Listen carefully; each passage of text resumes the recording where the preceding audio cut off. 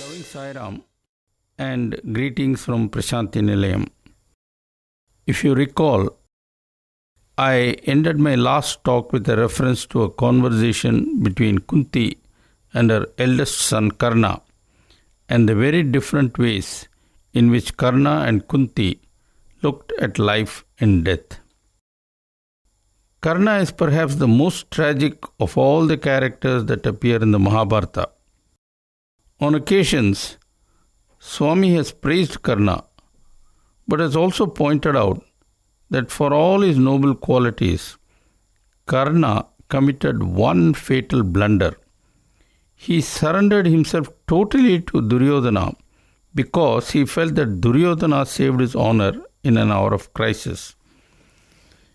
It was this loyalty that compelled Karna to refuse even his mother's request to desist from the fighting. Swami says that total surrender must only be to God and not to man, whoever that may be.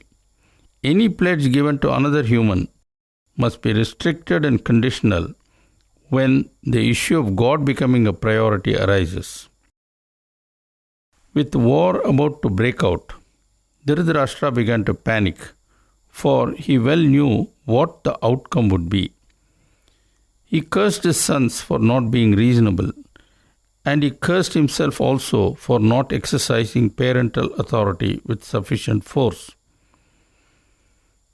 At that juncture, sage Vyasa came to Dhritarashtra and consoled him by saying, "The past is past, and there is no use in crying over spilt milk. Prepare yourself to accept the outcome manfully, whatever it be. If you wish, I can bless you with vision so that you can see what's going on in the battlefield." Dhritarashtra declined the offer, but still wanted some means of obtaining news from the battlefront. Vyasa then blessed Dhritarashtra's companion Sanjaya with the capacity to see the happenings on the battlefield and give reports to his king. Thus it was that Sanjaya became not only the world's first war correspondent, but TV commentator as well. The Bhagavad Gita, which we all think of as the lesson taught by the Lord to Arjuna and humanity as well, actually begins and ends as a conversation between Dhritarashtra and Sanjaya, with the dialogue on the battlefield between Krishna and Arjuna tucked in between, so to say. Sanjaya is not only blessed with remote vision, but remote hearing as well. That's why he was able to relay the Bhagavad Gita to Dhritarashtra. And when Krishna reveals to Arjuna his cosmic form, Sanjaya is able to see that also. The conversation between the blind king and his constant companion Sanjaya begins with Dhritarashtra asking Sanjaya to describe the scene at the battlefront just before the fighting was due to commence. And that is when Sanjaya describes Arjuna asking Krishna to drive the chariot to a central location between the two armies. When seeing the lineup of revered elders on the other side, Arjuna's heart sinks, yielding to doubt and misery. Krishna waits patiently for the disturbed Arjuna to pour out his heart and then instructs him in divine knowledge. That clears the cobwebs in Arjuna's mind, and gone is the confusion. He gets up as instructed and fights with vigor, dedicating his actions to Krishna and seeking no reward. Swami adds, and I quote, "Krishna's exposition benefited Arjuna, Sanjaya, Vyasa, who wrote the Mahabharata, and Hanuman, who, as the symbol in the flag of Arjuna's chariot, also heard the Bhagavad Gita. The same Gita fell on the deaf ears of Dhritarashtra too." End of quote. This last remark is most significant. These days, there are many who make it a point to read all the 700 verses of the Gita every day. Some even take the trouble of memorizing all the verses. All this is fine and desirable, no doubt, but only up to a point. As Swami has often remarked, what is the use of all this memorizing if one does not put into practice the teachings of even one sloka, indeed half a sloka? If one merely chants but does not follow the teachings in real life, then one is no better than a tape recorder. That is the warning from Swami, and I suggest that we should periodically remind ourselves of that warning when we try to cleanse ourselves merely by routine reading or chanting. Moving on, Swami has also made a few other remarkable observations concerning the Kurukshetra war. First is the fact that the war was fought in 3141 BC, when Krishna was 86 years old. Swami says Krishna was born on 20th of July, 3227 BC. That's how his age is counted as 86 years old at the time of the Kurukshetra war. The war started on a new moon day, Amavasya, but Sanjaya started his narration 10 days later. Swami adds, some consider this day as the Gita Jayanti, or the day on which Krishna vouchsafed the message of Gita to Arjuna. But this was the day on which Sanjaya narrated the story of the battle to Dhritarashtra. The Gita was actually given by Krishna to Arjuna on Kartika Bahula Amavasya day. So there's a time delay between the original instruction of the Gita and Dhritarashtra hearing it conveyed by Sanjaya.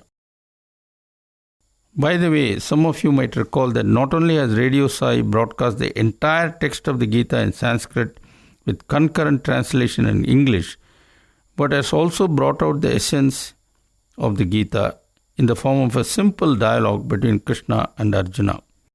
In addition, I have also some time ago broadcast an entire and extended series of talks on the essence of Gita as highlighted by Swami. In view of all this, I shall not on this present occasion spend any more time on the Gita. The Kurukshetra war lasted 18 days, in which initially fortune seemed to favor the Kauravas, and that of course caused much despondency in the Pandava camp.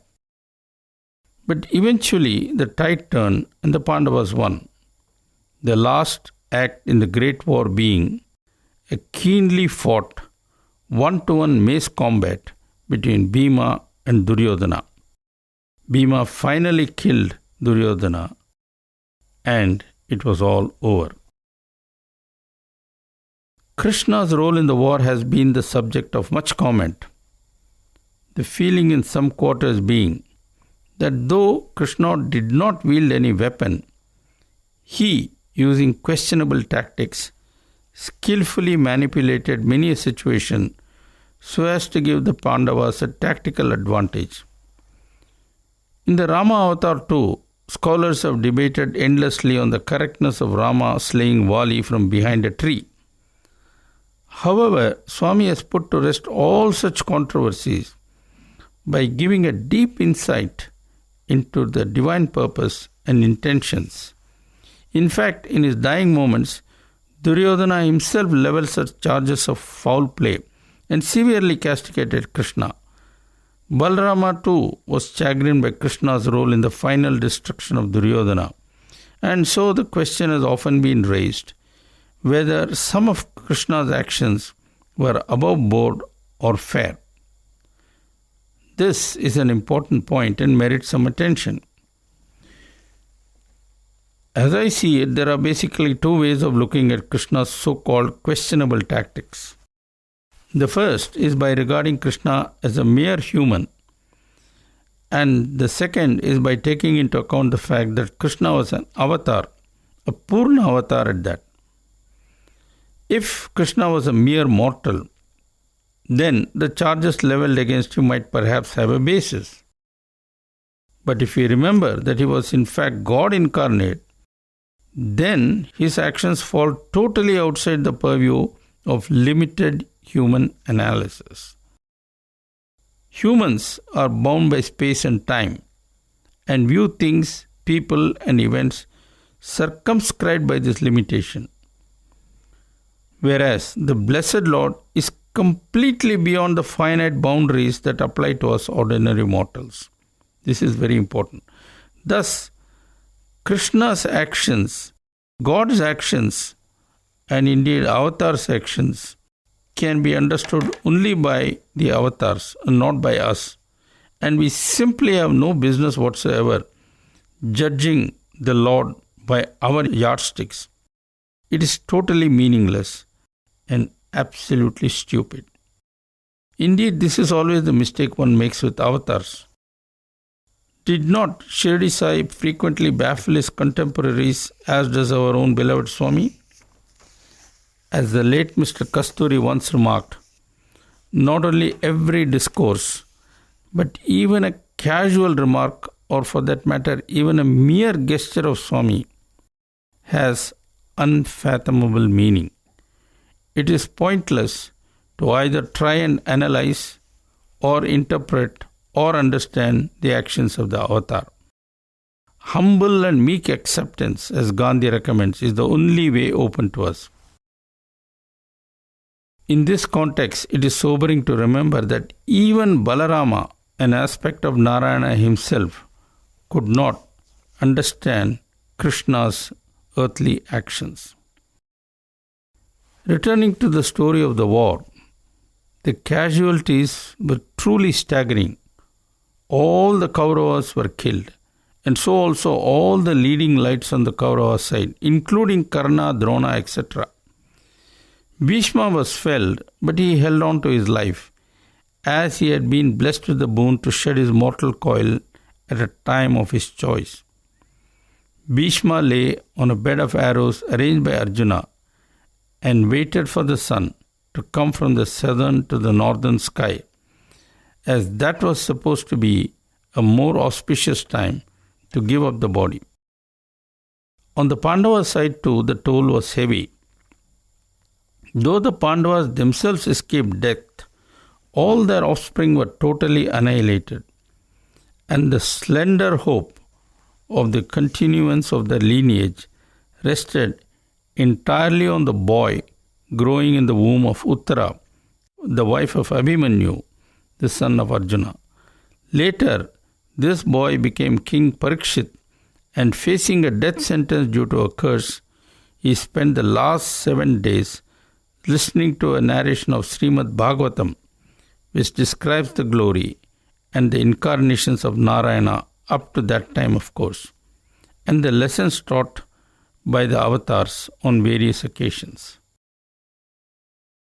Let me get back to the main story. Seeing the carnage, Yudhishthira was completely shaken. The despondency that overtook Arjuna at the start now made Yudhishthira its target, and overcome with grief, Yudhishthira refused to pick up the reins of kingship that was now his.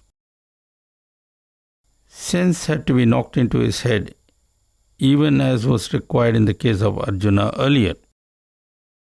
This time, Krishna gave the job to Bhishma, who, for a number of reasons, was reluctant, not the least of which was the fact that Krishna was right there and was certainly more qualified than anyone else to advise.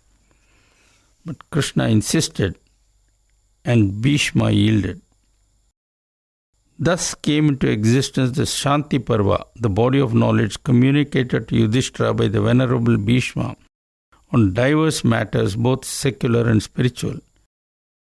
It is an unparalleled manual of practical wisdom, especially for those involved with governance. In the course of the dialogue, Yudhishthira asks, which is the best dharma of all? To which Bhishma replies, the best one is the ceaseless contemplation and the worship of Lord Narayana. Having said this, Bhishma composed on the spot a flowery hymn in praise of Narayana containing over 1,000 different descriptions of the Lord. This is the famous Vishnu Sahasranamam, which Shirdi Baba asked many to recite daily. The incredible aspect of it is that the first time this Vishnu Sahasranam was recited, it was in the actual physical presence of Narayana himself. In passing, I might throw in a nice little story concerning our beloved Swami. This happened many years ago in Trai Brindavan, and I was a witness to it.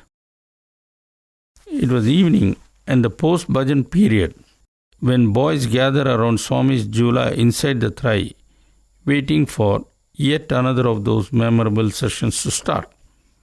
As usual, after Swami entered and got seated, there was small talk for some time. After which Swami said, "Narasimhan, say something to the boys."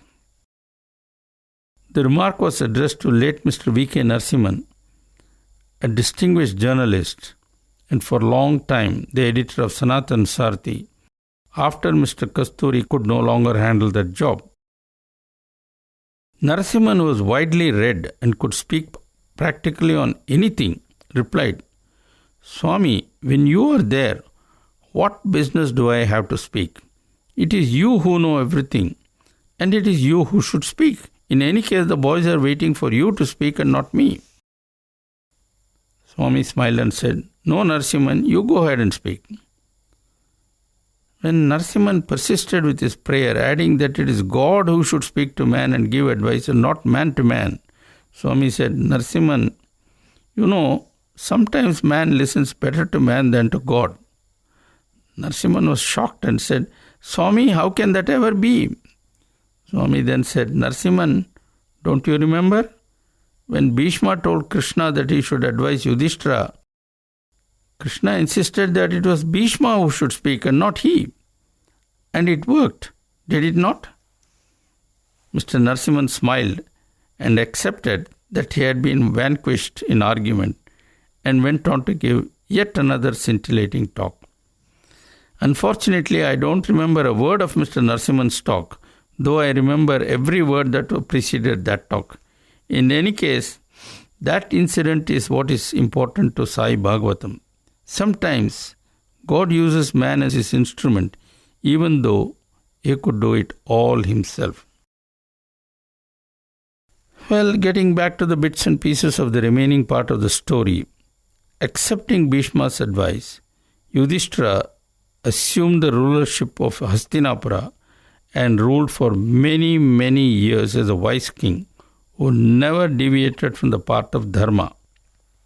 Mindful of his responsibilities, he gave shelter to Dhritarashtra and Gandhari, though this was not quite liked by some of his younger brothers. And in due course, the Pandavas one by one shed their mortal coils, their mission on earth having been completed. The story of the Pandavas is an inspiring saga of courage and determination. It also illustrates that having the Lord on one's side does not automatically provide exemption from troubles or difficulties. However, the Lord does help in bearing the difficulties with courage and fortitude. And finally, the allegorical significance of the great epic, the Mahabharata. Swami says, and I quote, "The Mahabharata is basically the story of the 5 vital airs or the Panchapranas overcoming 100 obstacles in the path of progress." End of quote. When God descends on earth, he comes as an incarnation or an avatar. Thus far in human history, he has come only 3 times in human form with his full complement of divine powers, that is, as a Purna avatar. The Rama and the Krishna avatars were Purna avatars. The current Sai avatar is also a Purna avatar. Blessed are we therefore to be born and living at the same time as the avatar, and even more blessed are we to have his darshan as also directly experience his limitless divine love. Rama bore arms and physically destroyed enemies. Krishna too used the destructive force when needed, but quite sparingly.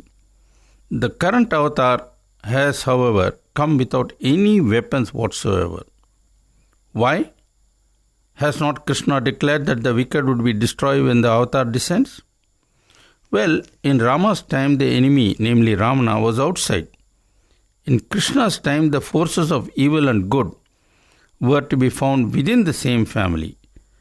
But in the present day world, the forces of evil and good are both within the same person. No longer are there pure good guys and patently bad guys. Thus it is that our Lord Sai has chosen to use love or prema as his so-called weapon. This instrument destroys the wickedness in man instead of killing him, and having destroyed the wickedness in man, transforms man and raises him to the level of divinity. As Swami himself has declared, quote, "In this Kali age, the wicked have to be reformed and reconstructed through love and compassion. That is why the avatar has come unarmed. It has come with the message of love." End of quote. In one of his divine discourses, Swami declared in ringing tones that his mission was unique in that he was involved in making each and every person realize that he or she is God. Times change, habits change, fashions change, and so on. But one thing remains constant, and that is that God is love and love is God. In addition, man too is God, which means that he too must breathe love and not hate. That is our dear Lord Sai's constant reminder. One point about the Krishna avatar. Krishna is often worshipped as God, which is correct. But in the process, one tends to lose sight of the human aspect of the avatar. The discourses given by Bhagwan Baba during the summer of 1976 and brought out in book form in the book entitled Summer Roses on the Blue Mountain, published in 1976, are worth reading in this context, because in those discourses, Swami repeatedly emphasized the human aspect of Krishna. Those discourses are most illuminating to read because they open our eyes to the human aspects of both Shirdi Sai and the current Sri Sathya Sai avatar as well. Well, this brings to an end my original project to tell you something about the Rama and Krishna avatars. As I mentioned right in the beginning, my aim was not to present a scholarly discourse, but help you to get acquainted with the essential aspects of the Rama and Krishna avatars, hoping that this would stimulate a deeper study of the earlier avatars on your part. Having come this far, I perhaps ought to include a few more talks dealing with the current Sri Sathya Sai avatar. Unfortunately, right now, I have too many deadlines to meet, so I shall reserve this task for later, namely, the pleasant job of speaking about the incarnation of our own beloved Swami. Meanwhile, many thanks to you for being with me during the present series, and I do hope it was of some use to you. As for me, it certainly uplifted me in a lot of ways, in countless ways in fact. May God be with you all. Hopefully I shall be back soon with narrations about the wonderful Sri Sathya Sai avatar, who is not only here to save humanity, but also to fill us with bliss in so many different ways. Loka samasta sukhino bhavantu. Jai Sai Ram.